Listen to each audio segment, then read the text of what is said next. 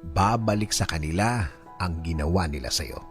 Kung may ginawa silang masama, kung may ginawa silang hindi mo gusto at grabe ang naging epekto sa'yo at nadamay ang ibang tao, hindi iisa ang araw. Babaliktad at babaliktad ang oras na ginawa nila sa'yo. Ang mga araw na hindi ka makatulog, babalik yan sa kanila. Kaya mga ginagawa nila, huwag pansinin at mag-move on. Lagi kong sinasabi na huwag gaganti. Huwag gagawa ng isang bagay na baka bumalik din sa'yo.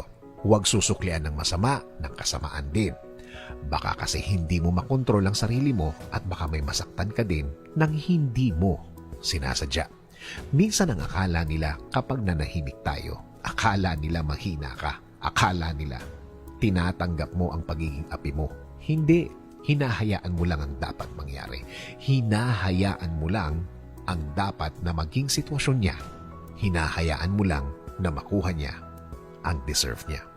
Kung hindi ka makikialam, alam ng Diyos kung paano maningil sa mga gumagawa ng masama. Alam ng Diyos kung paano sila disiplinahin. Basta hayaan mo lang siyang gawin niya ang kanyang duty bilang tatay mo. Sino bang tatay ang pumapayag na apihin ang kanilang mga anak? Kaya diretso lang, cool lang. Ang dapat mangyari ay mangyayari. Yan ang pinakaganti mo. Matutong mag-move on palagi.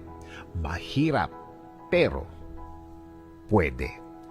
Lagi dapat ang tingin mo ay sa dulo na ikaw ang successful dahil pinili mo ang magpakakalma sa sitwasyong dapat galit ka pero wala kang pakialam at nagtrabaho ka lang ng tuloy-tuloy.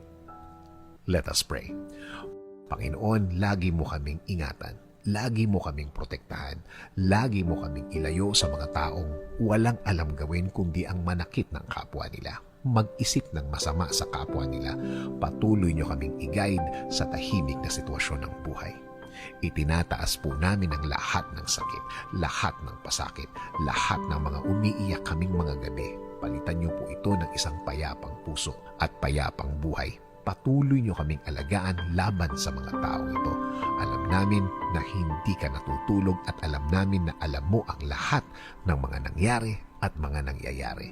Alam namin na makukuha ng mga taong ito ang kanilang dapat na kalagyan. Sa ngayon, sa iyo kami Lord huhugot ng lakas, kakapit at maniniwala na ang lahat ay maaayos, ang lahat ay magiging tama. Nangangako din kami Panginoon na manhanap